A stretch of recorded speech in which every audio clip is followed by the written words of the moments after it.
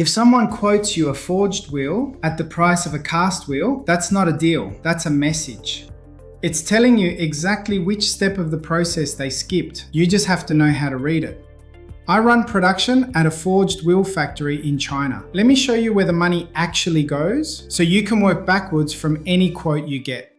A monoblock forged wheel starts life as a solid block of 6061-T6 aluminium. That billet gets heated and pressed under thousands of tons of force, which aligns the grain structure. Then it goes on a CNC machine, and most of that expensive block gets cut away as scrap.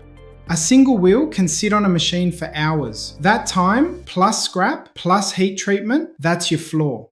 So when the price drops way below that floor, something got removed. Usually one of four things. First, material. Instead of certified 6061-T6, you get unverified billet with no mill certificate. Second, forging pressure. Some shops flow form a cast blank and call it forged. It's not the same product. Third, heat treatment. Proper T6 temper takes hours in a controlled oven. Cutting that cycle saves money but costs hardness. Fourth, inspection. No runout check, no dimensional check, no load testing. It's the easiest one to delete. Ask for the material certificate. Ask for their dimensional tolerance and runout numbers in writing. A serious factory answers without hesitating. A cheap quote goes quiet on at least two. The price isn't the risk, the silence behind it is. Visit FLEXIFORGEDWheel.com to request a quote and a full spec sheet.